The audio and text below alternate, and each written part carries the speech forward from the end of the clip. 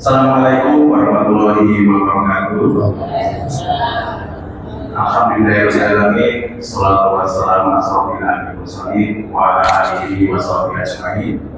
Allahumma sholli ala Muhammad wa ala ali Muhammad kama shallaita ala Ibrahim wa ala ali Ibrahim innaka Hamidum Majid.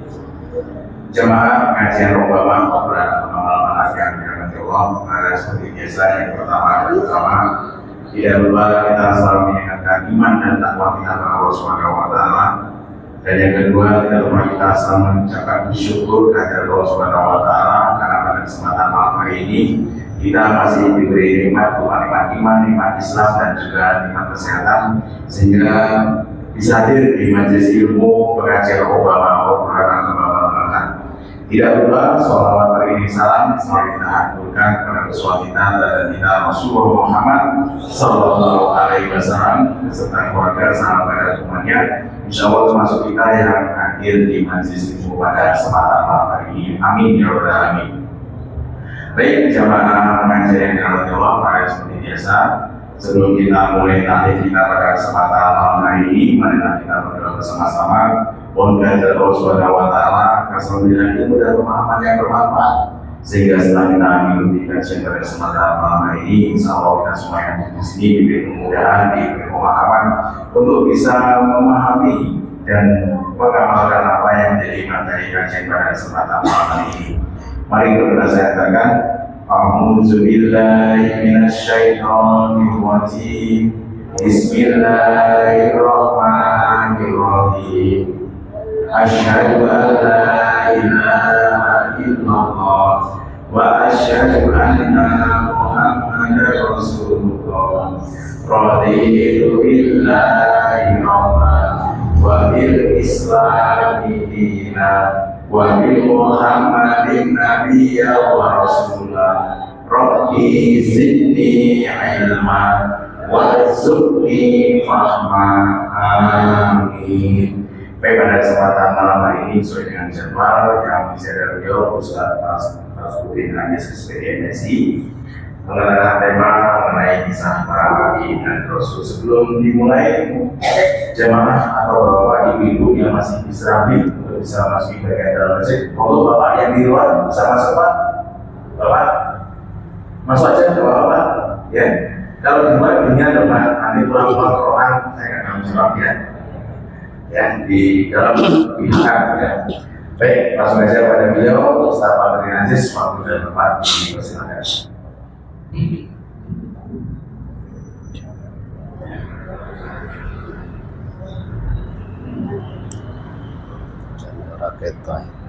Jamnya rakyat.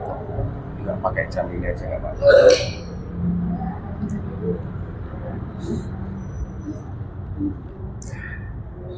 Assalamualaikum warahmatullahi wabarakatuh.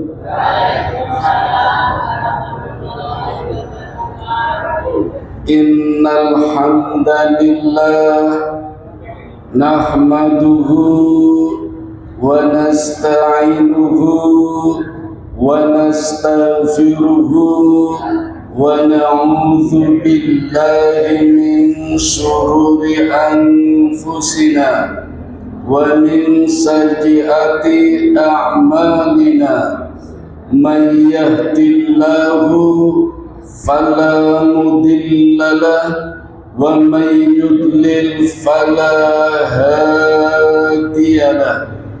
Asyhadu an la ilaha illallah wahdahu la syarika lahu wa asyhadu anna Muhammadan abduhu wa rasuluhu la nabiyya ba'da. Bapak Ibu, saudara-saudara jamaah kajian Obama, obrolan agama malam Ahad, marilah kita senantiasa memanjatkan rasa syukur kita kehadirat Allah Subhanahu wa ta'ala yang tiada henti-hentinya mengucurkan berbagai kenikmatan kepada kita sekalian, khususnya pada malam hari ini kita bisa hadir memenuhi undangannya. Salawat serta salam mari kita sanjungkan pula kepada teladan kita Nabi besar Muhammad sallallahu alaihi wasallam, yang juga berjanji memberikan syafaat kepada umatnya yang setia akan ajarannya dan cinta kepada beliau. Bapak Ibu yang dirahmati Allah, malam ini kita berada di tanggal 17 Muharram, satu dari 4 bulan yang dimuliakan Allah, yang disebut Ashhurul Hurum. 4 bulan yang dimuliakan Allah: Dzulqa'dah, Dzulhijjah, Muharram, dan Rajab. Muharram termasuk bulan yang sangat istimewa. Why? Kenapa?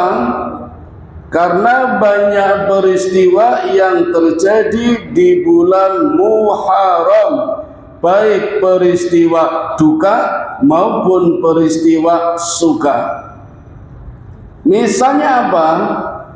Peristiwa duka diantaranya adalah terbunuhnya cucu Nabi Muhammad sallallahu alaihi wasallam yang bernama Hasan bin Ali bin Abi Thalib, satu dari 2 anak kembar, Hasan dan Husain.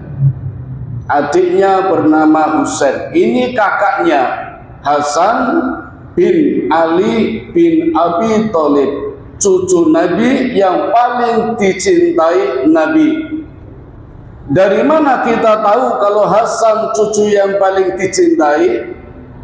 Dari hadis yang menceritakan bahwa suatu hari Rasul singgah di rumahnya, dan ketika sholat sunnah, Hasan ini nunggangi Nabi. Nabi lagi sujud, ditunggangi pundaknya, lehernya, kepalanya. Nabi nggak bangun-bangun, nunggu sampai cucunya turun dari pundaknya. Dalam riwayat lain, Nabi bangun tapi cucunya dipegangi biar tidak jatuh. Ini saking cintanya Nabi kepada cucunya tanpa mengurangi cintanya kepada Allah. Kan beda dengan kita nih. Kadang kita cinta kepada Allah luar biasa, tetapi begitu punya cucu cintanya berkurang. Dulu waktu masih single rajin ke masjid bukan main. Setelah punya cucu repot ya. Mulai kelong sholatnya, ya. Mulai subuhnya kesiangan, tidak di masjid lagi. Lama-lama maghribnya tidak berjamaah. Akhirnya jumatannya ketinggalan demi cucu. Wonten teng mriki? Mboten. Mboten mangkat wonge. Itu amanah Bapak Ibu. Nabi tidak berkurang sedikit pun cintanya kepada Allah walaupun ketambahan cucu. Nah, Nabi senang dan Nabi berdoa, "Ya Allah, aku cinta betul kepada cucuku, maka cintailah cucuku ya Allah." Itu doanya Nabi Muhammad untuk Hasan bin Ali bin Abi Thalib. Saking cintanya kepada cucunya, Nabi mendoakan, "Ya Allah, aku cinta betul kepada cucuku dan aku mohon kepadamu ya Allah, cintailah cucuku." Nate donga kados mengaten Bapak Ibu. Napa dereng gadah cucu napa? Padha kula nggih dereng. Kalau sudah punya, silakan berdoa untuk kebaikan cucu agar dicintai oleh Allah seperti Hasan bin Ali bin Abi Thalib. Tetapi Bapak Ibu, ternyata ini kita jangan berpikir terbalik ya. Ini rodo angel ini. Jangan dibalik. Jangan menurut pemikiran kita. Di sini ada pelajaran penting bagi kita. Nabi Muhammad berdoa untuk kebaikan cucunya agar dicintai Allah. Menurut panjenengan doanya terkabul boten? Ya terkabul, masa Nabi Muhammad tidak terkabul doanya. Tapi coba Bapak Ibu, jangan dihubungkan seperti ini. Ya pemikiran kita jangan menurut kita. Ternyata Bapak Ibu, Hasan bin Ali bin Abi Thalib meninggalnya dibunuh oleh istrinya sendiri. Namanya Ja'adah binti Al-As'adi. Sinten Pak? Ja'adah, bukan Jadah. Jadah niku anak hubungan gelap. Jadi pas berhubungan lampunya mati, hubungan gelap. Ja'adah binti Al-As'adi itu istrinya meracuni suaminya, dan itu racun yang ketiga kalinya Bu. Diracun 3 kali Hasan oleh istrinya. Pertama gagal, kedua berhasil menyelamatkan diri, yang ketiga kata Hasan ini racun sangat kuat sekali dan paling sakit dari racun-racun yang sebelumnya. Istrinya meracuni suaminya Bapak Ibu. Pak, hati-hati nggih kali bojone. Kula mboten meden-medeni. Saya juga tidak mengajari jenengan curiga sama istrinya. Istri itu Bapak Ibu amanah. Amanah itu kepercayaan dari Allah. Aku titip ya. Jadi harus dijaga, dirawat, dipelihara dan dilindungi. Persis seperti tukang parkir, Pak. Jenengan dadi tukang parkir motor, sing nitip motor niku kan memberikan amanah titip motornya ya. Ketika motor diambil, helmnya hilang, nesu mboten sing nitipi. Nesu, bane kempes nesu mboten. Nesu, pentile hilang nesu mboten. Nesu. Bu, jenengan gadah mobil ning dudu nggone wong titipan. Titip mobil, terus diambil mobilnya rusak, nesu mboten. Nesu. Wong kula dinesoni kali wong titip mobil ning titipe mboten ngomong, Pak. Depan rumah saya tiap pagi ada orang tidak saya kenal, entah dari mana, tidak pernah saya tanya, nitip mobil, Pak. Ora tau ngomong. Padahal wonten kula mandek diparkir tinggal lunga, padahal wonten kula orang ngomong. Sorenya juga begitu, Pak. Mobil diambil lari, wer, wonten kula meneng wae. Tak enenge wae karo tak batin, sono masalah pasti yo akeh ngomong. Tenang. 1 bulan ada masalah, Pak. Dilalah kula esuk mboten wonten, kula tekone sore pas lungguhan mobil ini kok pun dijlaret nganggo paku. Saka ngarep tekan mburi jlaret, mbuh sapa sing jlaret. Kula ora ngerti pun wonten jelaretan paku, kula ning ngarepan. Niku wonge nesu kali kula. Padahal mboten ngomong kali kula. Nitip ya ora ngomong, jupo ora ngomong, padahal wonten kula. Dijlaret paku wonge nesu. Padahal mboten titip kali kula. Gusti Allah ngingaten, Bu. Jenengan Pak nate pesen mboten kali Gusti Allah, ya Allah berikan aku istri yang cantik, putih, kuning, sauntu-untune, nate mboten. Mboten nggih. Malah dikasih yang lebih bagus, itu sama saja ada orang titip ning orang ngomong. Jadi walaupun tidak pesan, titipan dari Allah juga harus dipelihara, dijaga, dirawat dan dilindungi. Kalau bisa nanti amanah akan menjadi barokah. Tapi kalau gagal akan menjadi musibah. Makanya Bapak Ibu, keberhasilan kita merawat istri, terutama bapak, itu nanti akan membuat merek istri kita akan menjadi bojo atau menjadi jodoh. Bedanya apa? Bojo hanya sampai di dunia, selesai. Bisa selesai dengan baik, bisa selesai dengan buruk. Mati, rampung, niku jenenge bojo. Tapi kalau bisa kumpul kembali, bertemu di akhirat, masuk surga bareng, itulah yang namanya jodoh. Apa bisa? Bisa. Nanti dibuka surat napa niku? Al-Waqiah, yang menceritakan nanti di dalam surga bapak ibu suami istri yang dulu ketika di dunia bisa kumpul bareng, duduk di atas dipan yang bermata emas. Sama anak-anak kita juga bisa kumpul, syaratnya visi dan misinya sama. Tapi kalau sudah beda, jangan harap berkumpul, mungkin salah satu surga, salah satu neraka. Naudzubillah min dzalik. Maka biar besok masuk surganya bareng-bareng, sama-sama menjadi jodoh, kita sama-sama merawat, sama-sama memelihara, menjaga dan melindungi.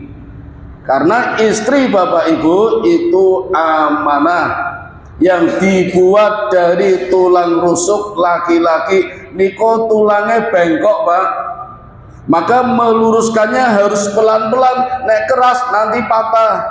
Sering kan Pak garwane jenengan patah hati toh, nesu duka mergo kasar, kudu sing halus. Tapi kalau tidak diluruskan Pak, nanti jenengan melu bengkok, melu terpengaruh. Mau nen rajin sholat, istrine bengkok, dinenge wae melu bengkok jenengan. Akhirnya melu ora sholat, wonten-wonten ndi wonge ora mangkat. Bapak Ibu, kenapa Ja'dah binti Al-As'adi meracuni suaminya? Karena terbujuk rayu, tergoda. Tergoda apa? Bansos. Ini menjelang pemilu Bapak Ibu. Ceritanya, kalau sekarang udah berlalu pemilu, ini ceritanya menjelang pemilu. Khalifah yang bernama Muawiyah bin Abu Sufyan. Muawiyah anaknya Abu Sufyan. Kenal Abu Sufyan nggih? Teng pundi kenalane? Teng sejarah.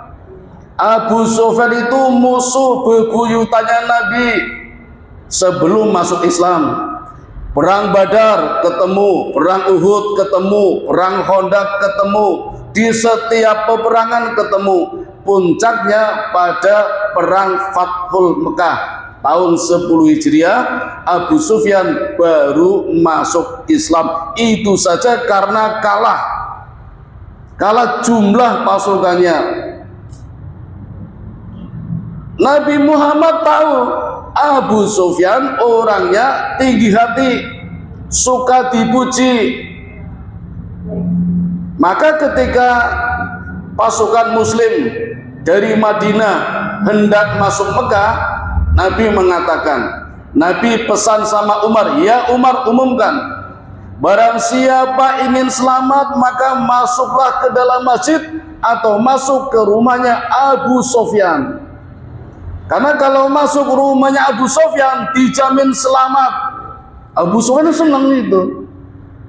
Nah karena itu Abu Sufyan masuk Islam secara terhormat, harga dirinya tinggi, hatinya tinggi, tidak kurang.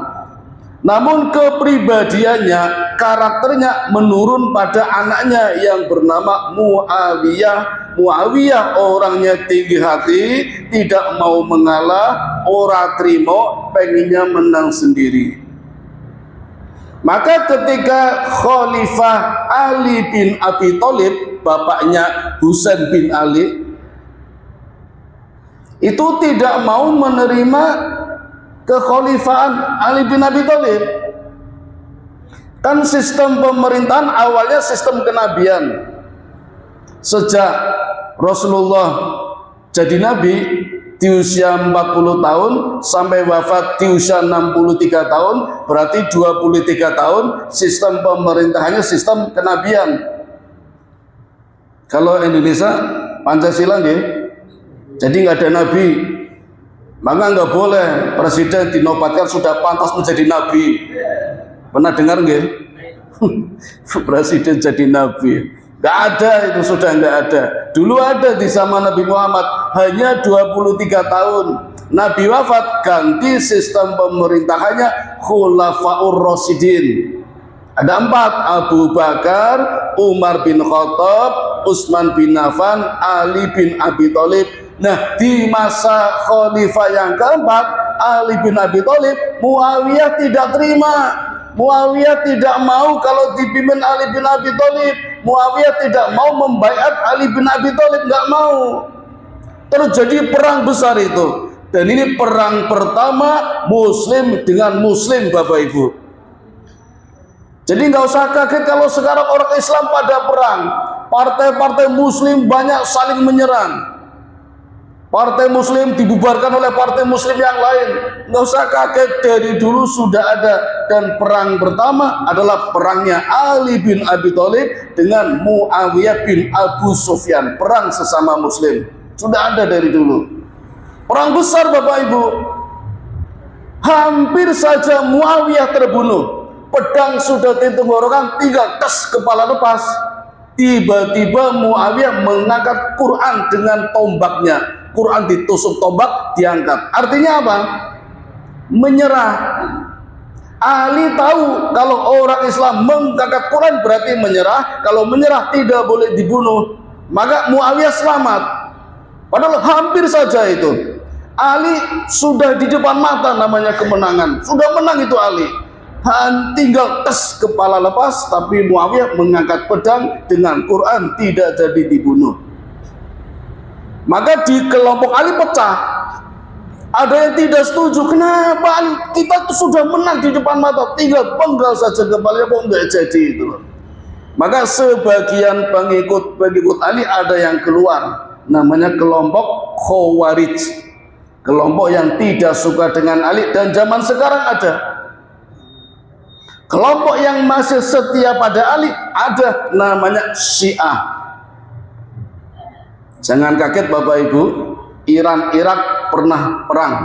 Nanti ini negara-negara Arab sekarang jumlahnya berapa yang tergabung dalam OKI? 50 negara, hampir semuanya membela Amerika. Yang murni Islam hanya satu, Iran. Kita selama ini dibohongi dengan isu Syiah Sunni, itu cuma manipulasi Amerika, fitnah dari Amerika biar Islam itu pecah, perang dulu, dari dulu seperti itu. Ini kalau cerita konflik global politik Islam.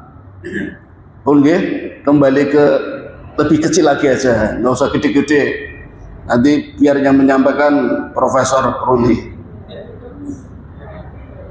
Nah, terulang kembali pada anaknya Ali bin Abi Thalib bernama Hasan bin Ali bin Abi Thalib.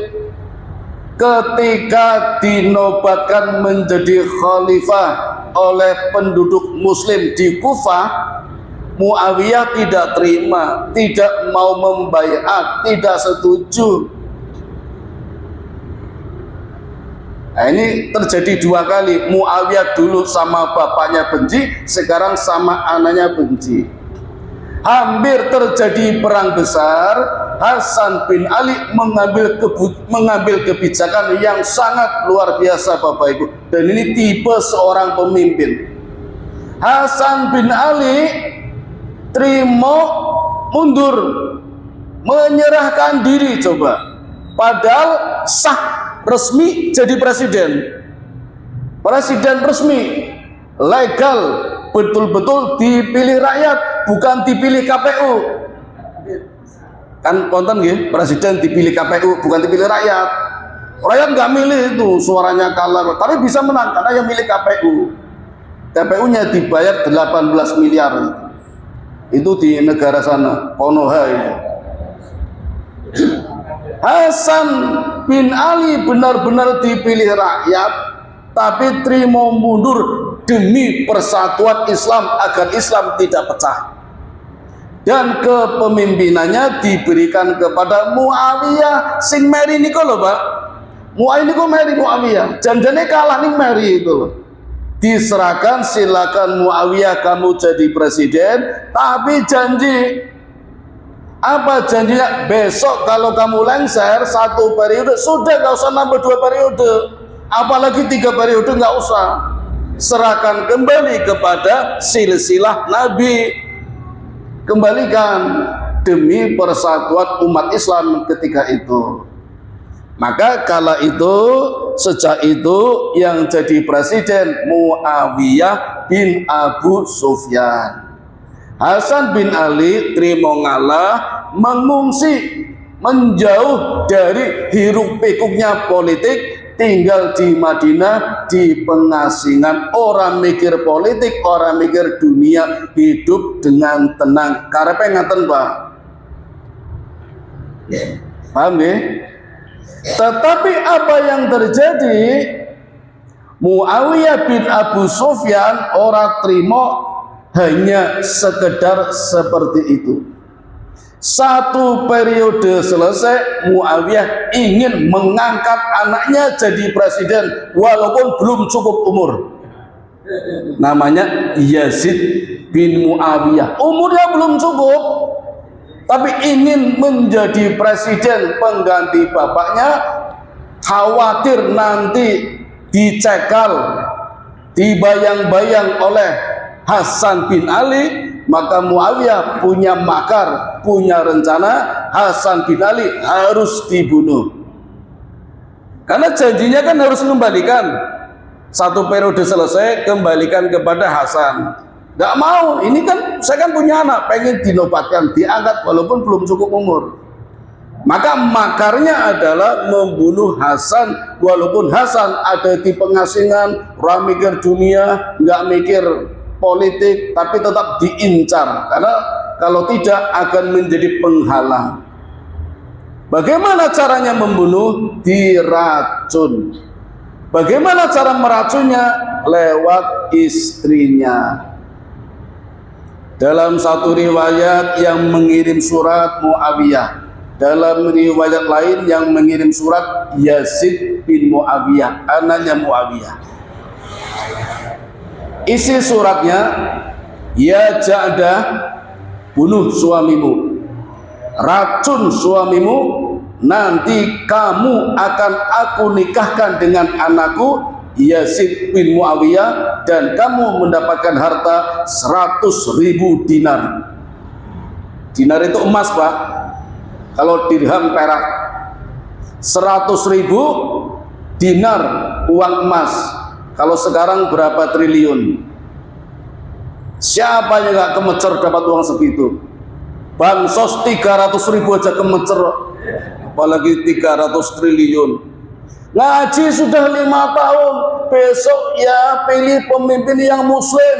5 tahun ngaji, pada hari pemilu iso berubah gara-gara bansos 300.000. Wonten. Padahal saya wis entek toh duitnya toh. Wis entek 300.000, tapi 5 tahun kita masih menunggu dengan penderitaan. Rego-rego do mundak, pajak mundak. Ini mboten nyindir loh niki. Mumpung kisahnya podo nih loh. Kalau pas nggak Muharram nggak tak ceritakan. Istrinya terbujuk, Bapak Ibu, menerima bansos 100.000 dinar dan dijanjikan akan dinikahi oleh calon presiden penggantinya Muawiyah, namanya Yazid. Kemecer, maka diracunlah suaminya. Racun yang sangat mengerikan. Memang tidak langsung mati, tapi merusak organ-organ dalam. Jantungnya rusak, paru-paru rusak, ginjal rusak, limpa rusak. sampai Hasan muntah-muntah, yang dimuntahkan isi jeroannya yang sudah rusak. Dalam kondisi seperti itu, berusaha sempat menghubungi saudaranya, namanya Husain bin Ali bin Abi Thalib, adiknya.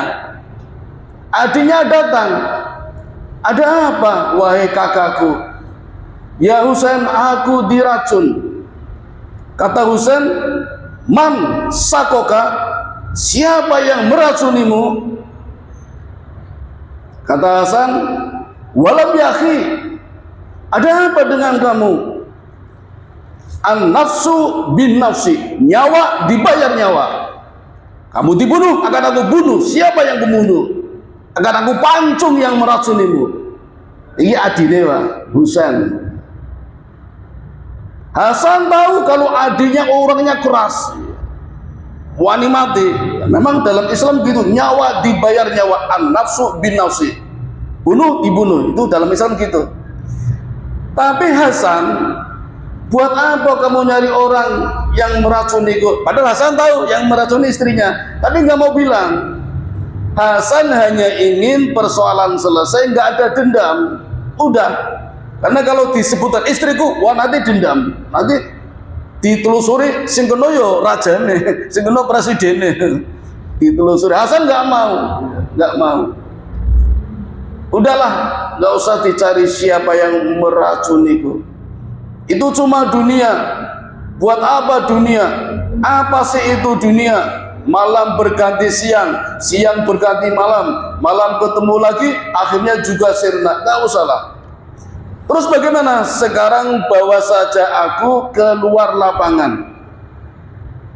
Dibawa di depan halaman yang luas, aku ingin menyaksikan betapa luasnya kekuasaan Allah. Lalu dibopong itu Hasan sama Husain adiknya dan para sahabat. Di halaman yang luas, di depan rumah, diterik panas matahari. Ingin melihat betapa luasnya kekuasaan Allah. Dan Hasan berdoa, ya Allah, kalau memang sakitku ini mendatangkan pahala, berikan pahala kepadaku. Tetapi jangan sampai ya Allah sakitku ini menyebabkan orang yang tidak bersalah terbunuh. Ini doanya Pak. Ajeng diamalkan Bu. Monggo kalau mau diamalkan. Ya Allah, sekiranya sakitku mendatangkan pahala, datangkanlah pahala. Saya boten. Saya kebanyakan orang pas sakit mengeluh, sambat, kadang nyalake wong liya. Gara-gara kae lho. Aku kan disantet aku, mau nyalake wong liya. Doa saja Bu. Ya Allah, sekiranya sakitku mendatangkan pahala, berikan pahala kepadaku. Maka siapapun yang sakit pasti mendapat pahala. Maka dulu Bapak Ibu, para sahabat, termasuk para wali, kalau nggak sakit itu malah minta sakit Pak. Wani boten, rawani. Para sahabat, para wali Bu, kalau sehari tidak sakit minta kepada Allah, minta sakit. Orang kata Muhammad, ya Allah berikan aku pusing ya Allah, biar dapat pahala. Ya boleh ya, yang kecil-kecil aja, ojo sing gede-gede. Ya Allah berikan aku sakit jantung ya Allah. Jangan, yang kecil-kecil aja lah, pusing, mumet, cantengen misalnya. Yang kecil-kecil aja. Dan ya Allah, jangan karena sakitku orang menjadi terbunuh, orang menjadi sakit lagi. Itu doa yang bagus juga Bapak Ibu. Silakan ya. Ketika panjenengan sakit, mendoakannya jangan sampai sakitku menyebabkan orang lain sakit. Wes ngaten mawon, itu doanya Hasan bin Ali bin Abi Thalib.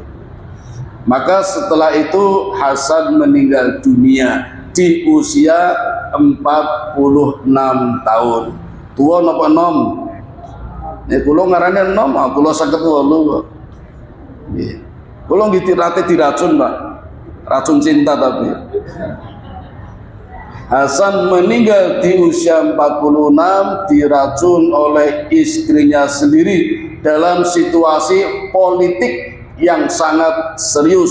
hampir sama di negara kita di zaman seperti ini. Banyak korban-korban gara-gara politik ingin berkuasa.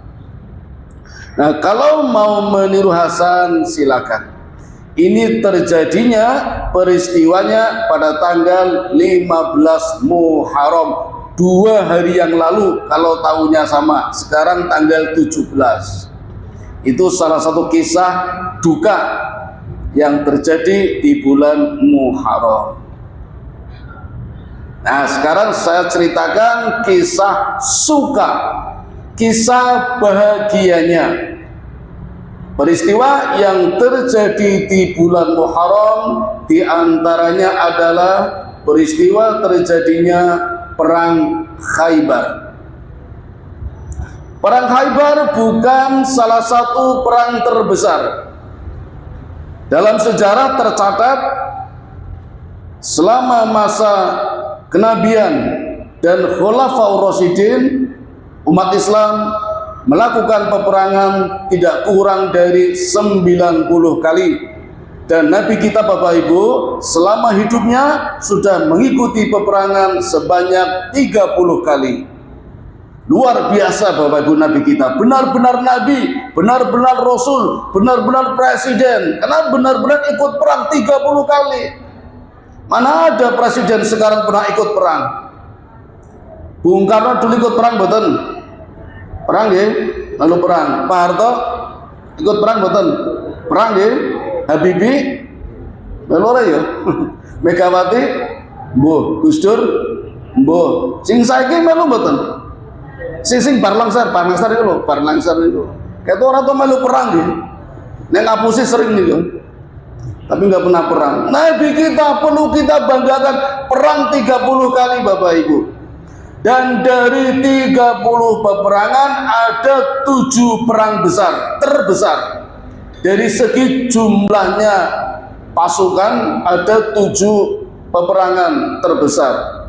Perang Badar, perang Uhud, perang Khandaq, perang Taif, perang Hunain, perang Mu'tah, perang Fathul Mekah, ada 7. Khaybar bukan perang terbesar, tapi perang besar. Paham ya? Bukan perang terbesar tapi perang besar, dan perang pertama umat Islam melawan Yahudi. Sebelumnya itu melawan kafir, kaum kufar, munafik, Quraisy, Arab jahiliyah. Perang Khaybar, perang yang pertama kali melawan orang-orang Yahudi. Kenapa? Merisaukan. Orang Yahudi selalu berkhianat. Contohnya Israel itu udah berapa kali berkhianat. Saya kecil Bu, zaman SD itu sudah ada itu Israel sama Palestina. Dulu yang mimpin Yasser Arafat, PLO deh. Nanti saya kira orang rampung-rampung. Gencatan senjata udah berapa kali yang ngapusi. Di zaman Nabi dulu sudah Pak, gencatan senjata sudah itu. Tapi ngapusi, berkhianat itu. Orang Yahudi seperti itu. Bahkan suka ngompori. Perang Badar itu perangnya pasukan Muslim melawan kafir Quraisy, tapi diprovokasi oleh Yahudi juga. Perang Uhud, Yahudi juga provokasi, ngompori. Ini orang melu perang. Orang Yahudi seperti itu Pak, pengecut. Wedi orang wani. Tapi ngompor-ngompori, main perang, kok ndelik ngono lho. Niku Yahudi seperti itu. Itu di perang Uhud seperti itu. Perang Khandaq juga seperti itu. Yahudi mau memobilisasi perang, mengumpulkan orang-orang seluruh Jaziriyah Arab sampai terkumpul 10.000 pasukan, maka disebut pasukan Ahzab, pasukan gabungan. Itu yang berperang orang-orang Yahudi itu. Nah, pusatnya di Khaybar, di kota Khaybar. Kotanya bentuknya oase. Jadi ada sumber mata airnya, ada bukitnya, ada gunungnya. Letaknya di sebelah utara kota Madinah, kira-kira 153 km.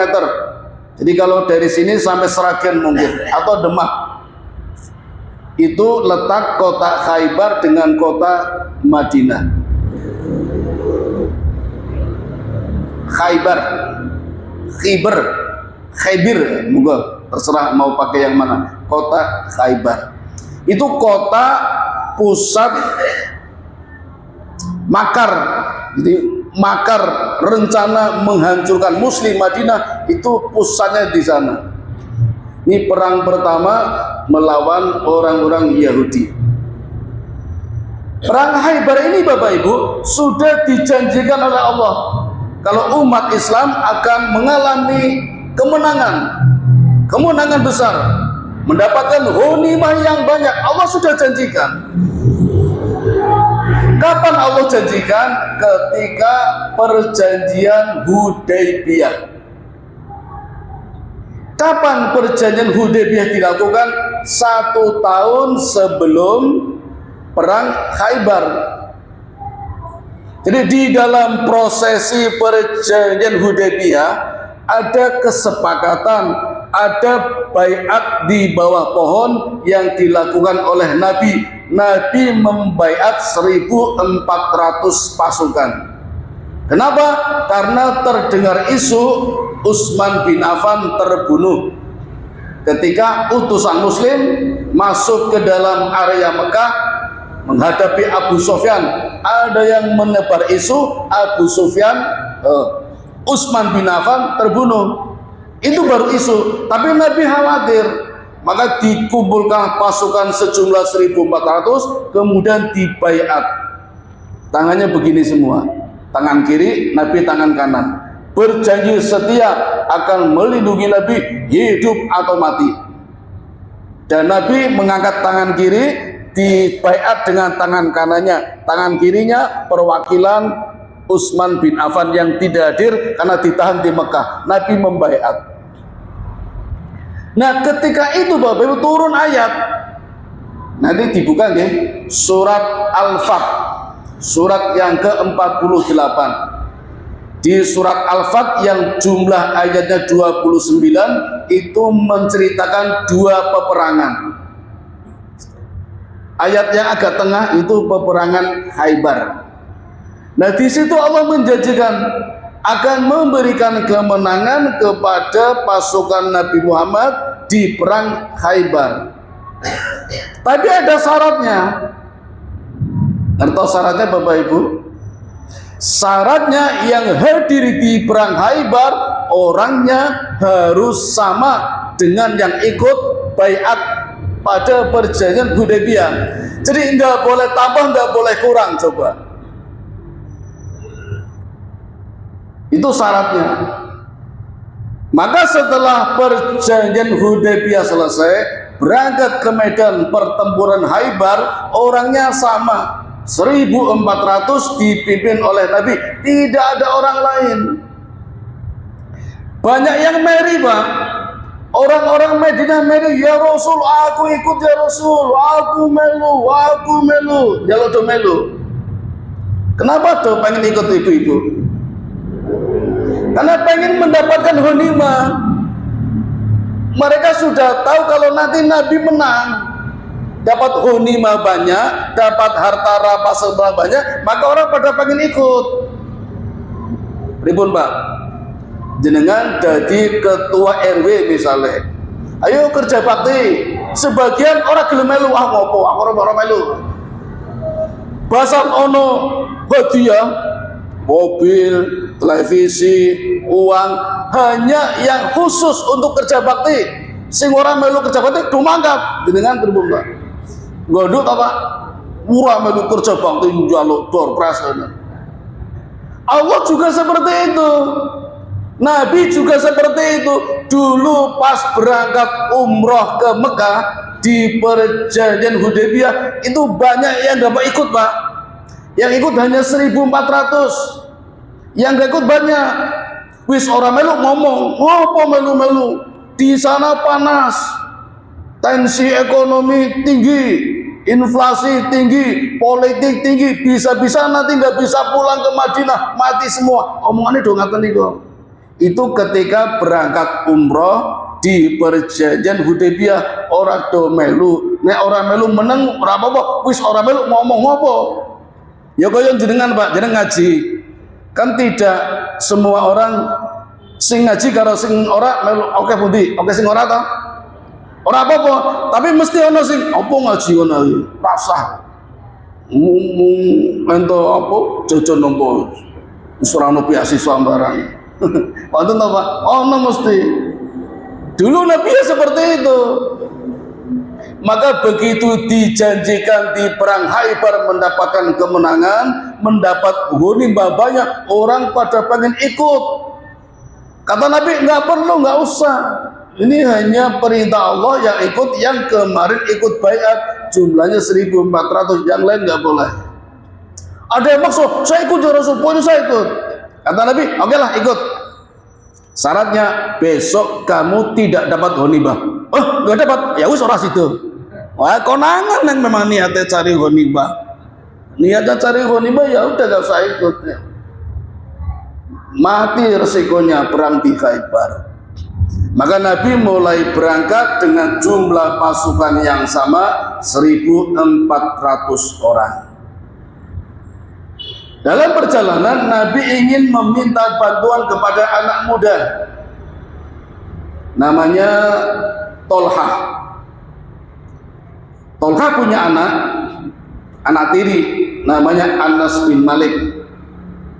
Jadi Tolha berarti ayah tirinya. Nabi minta bantuan, hanya membantu-bantu saja, melayani Nabi, mempersiapkan, beres-beres, butuh tenaga muda. Dua orang ini, anak dan ayah tiri, tapi usianya sudah dewasa, tapi orang tua-tua banget. Yang satu muda, ayah dan anak tiri, ayah tiri dan anak tiri. Bapak Ibu, ada satu doa yang sempat direkam oleh Anas bin Malik.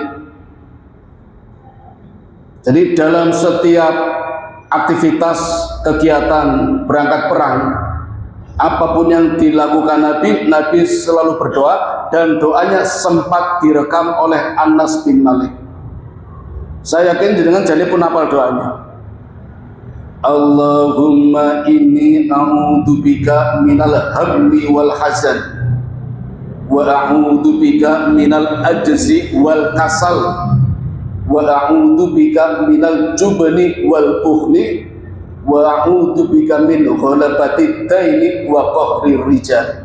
Ini doanya Nabi di setiap kegiatan, di setiap aktivitas. Anas bin Malik tahu persis doa ini. Ya Allah, lindungilah aku dari sifat kegelisahan dan kesusahan. Lindungilah aku dari sifat malas dan ragu-ragu. Lindungilah aku dari sifat bakhil dan pengecut. Dan bebaskan aku dari lilitan utang dan bayang-bayang kekuasaan orang lain. Ini doanya. Berisi 8 penyakit rohani. Penyakit rohani lebih parah daripada penyakit jasmani. Penyakit jasmani tidak menyebabkan orang masuk neraka. Nggak ada orang masuk neraka gara-gara sakit jantung, paru-paru, ginjal, nggak ada. Besok malaikat nggak nanya, kamu kok masuk neraka? Wah, dulu saya korengan. Nggak ada. Yang menyebabkan orang masuk neraka karena penyakit rohani. Tamak, iri, dengki, pemalas, itu yang menyebabkan orang masuk neraka. Tapi penyakit ini yang tahu orang lain, kata dirinya nggak tahu. Kalau penyakit jasmani yang tahu dirinya sendiri, orang lain nggak tahu. Jenengan jantung betul Pak. Kalau orang ngerti, sih ngerti jenengan. Tapi kan jenengan sombong misalnya, kalau ngerti, wah sombong guys. Itu bedanya penyakit jasmani dan rohani. Nabi selalu berdoa seperti ini Bapak Ibu menjelang peperangan. Artinya apa? Bapak Ibu, di setiap kehidupan kita sebenarnya perang. Kita tiap hari perang Bapak Ibu. Perang melawan suasana, perang melawan hawa nafsu. Maka penting dengan 8 doa seperti ini. Yang kedua, yang selalu direkam oleh Anas bin Malik, yang dihafalkan, Nabi selalu berdoa seperti ini. Ya Allah, semoga Allah merahmatimu. Itu Nabi sering seperti itu. Cuma Bapak Ibu, seringkali kalau Nabi mengatakan ya Allah, semoga Allah merahmatimu, terus orang yang didoakan besoknya mati syahid. Itu Nabi.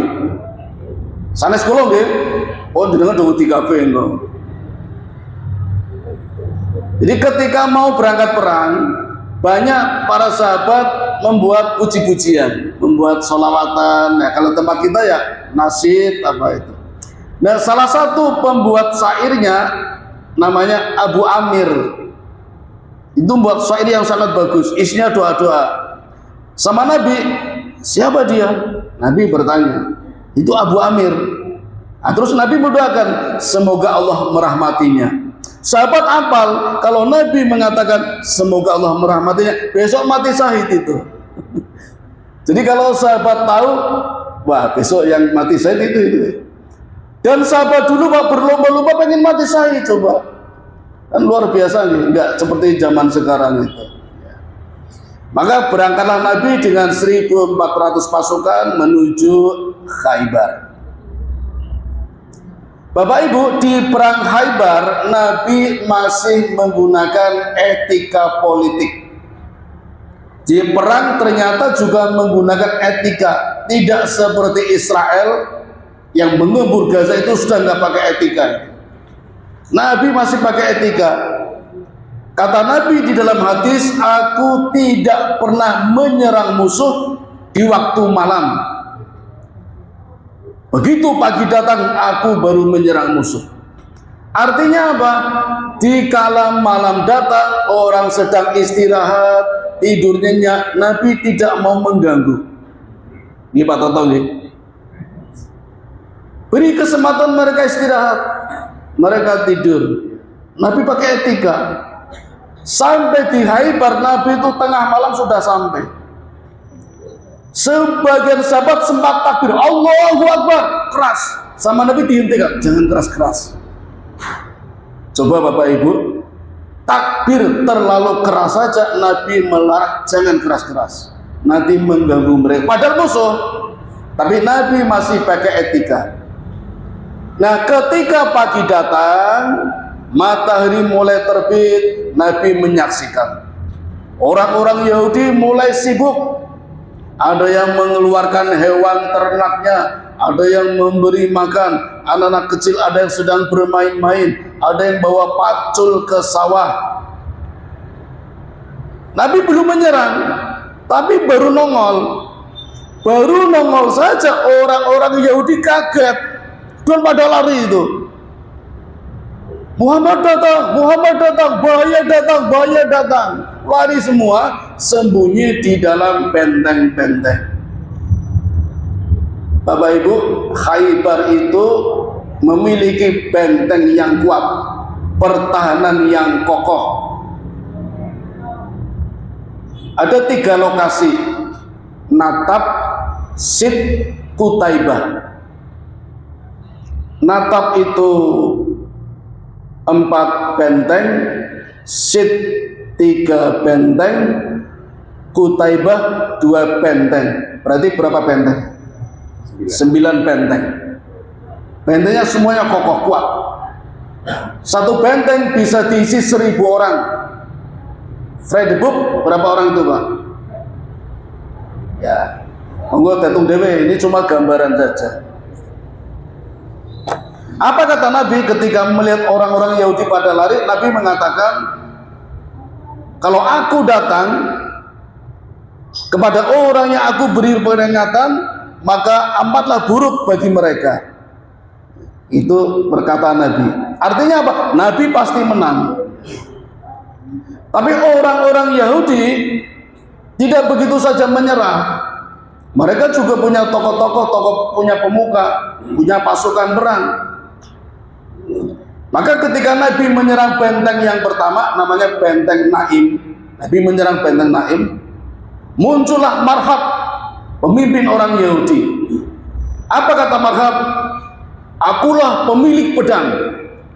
Ketika aku datang, maka perang menyala-nyala. Aku ahli pedangnya. Mana jagoan dari Muslim? Tampil Abu Amir yang tadi didoakan oleh Nabi, yang Nabi mengatakan semoga Allah merahmatinya. Apa kata Abu Amir? Aku juga pemilik pedang.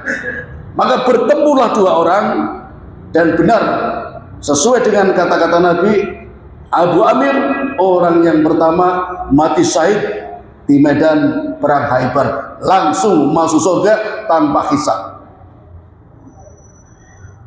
Muncul orang yang kedua, kalah lagi, cukup merepotkan benteng pertama, dan Nabi baru menguasainya pada hari yang ke-9. Cukup sulit. 9 hari Nabi baru bisa menguasai benteng yang pertama. Orang-orang Yahudi lari semuanya. Maka Nabi mulai menyerang benteng yang kedua. Sulit juga. Ketika Nabi menyerang benteng yang kedua, bertemu dengan seorang Yahudi. Orang Yahudi ini mengatakan, ya Rasulullah, kalau engkau betah di sini 1 bulan, engkau tidak akan mampu mengalahkan orang-orang Yahudi yang ada di benteng kedua ini. Ini yang ngomong orang Yahudi. Aku kasih rahasia ya Rasul, kasih rahasia. Apa rahasianya? Di benteng yang kedua ada sumber mata air, banyak makanan, banyak hewan ternak, persediaan sembako banyak. Tutup ya Rasul sumber mata airnya. Ini orang Yahudi membocorkan rahasianya kepada Nabi. Kata Nabi, amankan orang ini. Jadi orang ini selamatkan. Lalu Nabi memutus saluran air, baru menyerang benteng yang kedua. Maka dalam waktu 3 hari benteng yang kedua dapat dikuasai. Orang-orang Yahudi lari ke benteng yang ketiga. Dan seterusnya begitu Bapak Ibu.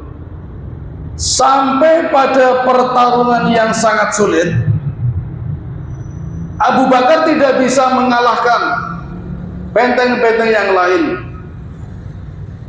Rasul memilih Umar. Sampai maghrib datang, Umar pun belum bisa mengalahkan benteng-benteng yang lain. Maka Nabi mengatakan, besok pagi aku akan menyerahkan panji kemenangan kepada orang yang mencintai Allah dan Rasulnya, dan orang itu dicintai oleh Allah dan Rasulnya. Ketika Nabi mengatakan ini, orang-orang pada berebut Bapak Ibu, berebut ingin mendapat predikat sebagai orang yang mencintai Allah dan Rasul dan dicintai Allah dan Rasul. Ini jabatan yang paling hebat. Orang pada berebut. Sampai Umar mengatakan, ya Rasulullah, aku tidak mau jadi pemimpin kecuali hari ini. Aku pengen jadi pemimpin, ingin memegang panji kemenangan. Itu Umar. Jadi orang itu berdosa-dosa, ingin menonjolkan diri. Aku ya Rasul, pada ingin berebut itu. Padahal nggak digaji itu, nggak digaji, berebut ingin memegang panji kemenangan. Tetapi esok harinya orang-orang yang memamerkan diri pada Rasul, aku ya Rasul, aku ya Rasul, nggak ada yang terpilih. Nabi malah bertanya, mana Ali? Kata sahabat, Ali lagi sakit ya Rasul. Sakit apa? Sakit mata, nggak bisa lihat. Panggil Ali. Ali dipanggil, Ali dipapah, dipanggil Rasul, dipapah. Sakit mata diludahi oleh Nabi Pak. Bismillahirrahmanirrahim, coh, sembuh matanya, terang kembali, jernih, seperti tidak sakit. Diludahi oleh Nabi. Ludahnya siapa Pak? Nabi. Bagaimana dengan ludah kita? Jangan coba-coba. Lagi Pak Toto, Pak Idoni, rame urusannya tekan wali kota man. Sembuh Ali. Bahkan tidak cuma itu Bapak Ibu, benteng yang paling kuat Al-Qamus, namanya benteng Al-Qamus yang ada di Kutaibah, Ali mampu menjebol pintu gerbang seberat 900 ton. Pintu Pak, pintu gerbang terbuat dari besi, engselnya besi sama baku, dijebol oleh Ali, diangkat oleh Ali dengan 2 tangan, padahal beratnya 900 ton Pak. Itu diceritakan dalam hadis yang diriwayatkan oleh Ishaq dan Al-Waqidi. Ali mampu mengangkat gerbang besi seberat 900 ton, bukan ton. Luar biasa nih. Ini mukjizat yang Allah berikan kepada Nabi, Nabi memberikan kepada Ali. 2 langsung mukjizat. Yang satu matanya disembuhkan dengan ludahnya, yang kedua mengangkat gerbang berat. Dan pintu gerbangnya buat tameng. Ketika Ali diserang tombak, diserang panah, gerbangnya cuma gini, jadi kayak enteng banget gitu loh Pak. Kayak megang kipas mau nutup ini, enteng banget itu. Dan setelah selesai, Ali melempar pintu gerbang itu seperti buang kertas, orang-orang 40 orang ngangkat, gak ada yang kuat itu. 40 orang itu ngangkat, gak ada yang kuat. Sampai begitu Bapak Ibu. Dan akhirnya 9 benteng sudah dikuasai semua, menanglah pasukan Nabi. Dan konsekuensi dari kemenangannya, orang Yahudi harus keluar semua dari Khaybar. Tetapi ketika orang Yahudi mau keluar, ada yang memohon, ya Rasulullah, bolehlah aku tinggal di sini. Nanti kalau aku tinggal di sini, aku menggarap lahan-lahannya, separuh penghasilannya untuk pasukan Muslim. Apa kata Nabi? Baiklah. Wah, itu hebat sekali Bapak Ibu. Nabi kita nggak jahat, ternyata baik. Harusnya orang pergi semua, orang Yahudi keluar dari Khaybar, tapi sama Nabi karena orang Yahudi memohon, oke lah, nggak apa-apa. Bahkan aku tidak akan membunuh anak-anak kecil, kata Nabi. Aku tidak akan membunuh wanita-wanita, aku tidak akan merusak pohon-pohon. Itu etika perangnya seperti itu. Ya kayak Israel semuanya dirusak itu. Anak kecil dibunuh, perawat, dokter dibunuh, gedung-gedung dihancurkan. Nabi enggak, gedungnya utuh, tanaman pohon utuh, anak kecil enggak ada yang dibunuh, wanita enggak ada yang dibunuh. Bahkan Nabi memberikan kuda-kuda dan unta kepada Yahudi untuk bekerja. Cuma kata Nabi, aku tidak batasi waktunya, kapan terserah aku. Kalau aku mau mengusir, ya tak usir, tapi kalau tidak, silakan di sini. Dan Bapak Ibu, yang sangat menggembirakan, ini cerita dari ustadz saya ketika umroh di Mekah, Madinah, menemukan 2 rekening bank yang ada di Mekah atas nama Umar bin Khattab dan Utsman bin Affan. Orangnya sudah meninggal, saldo banknya masih. Umar 12 triliun, Utsman 11 triliun saldo rekening banknya. Orangnya sudah lama meninggal, rekeningnya masih ada saldonya. Beda dengan kita, orangnya masih hidup, saldonya nggak ada habis. Itu berkah dari perang Khaybar. Oh, pas nih. Bon, sampun Bapak Ibu, inilah 2 kisah suka dan duka yang terjadi di bulan Muharram. Masih banyak kisah lain Bapak Ibu. Kisah syukurannya Nabi Muhammad terbebas dari kejaran Abu Jahal ketika hijrah. Nabi sempat mampir di rumah Ummu Ma'had, itu tanggal 7 Muharram. Kemudian terbebasnya Nabi Musa dari kejaran Fir'aun, itu juga terjadi di bulan Muharram. Dan masih banyak kisah lain. Monggo belajar sendiri, buka sirah nabawiyah.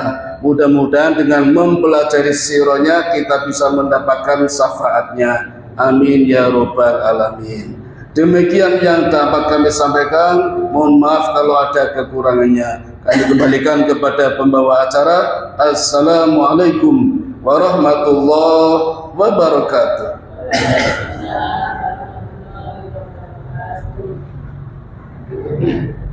Baik Bapak Ibu jamaah kajian ulama yang dirahmati Allah, hingga tadi kajian ulama dan sebagai beliau Ustaz Fadli Hadis semoga apa yang sampai insyaallah bermanfaat bagi kita sekalian. Amin ya rabbal alamin.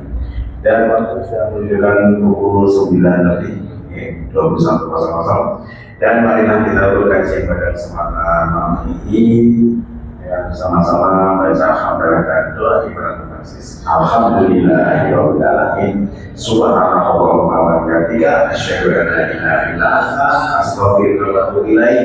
Assalamualaikum warahmatullahi wabarakatuh.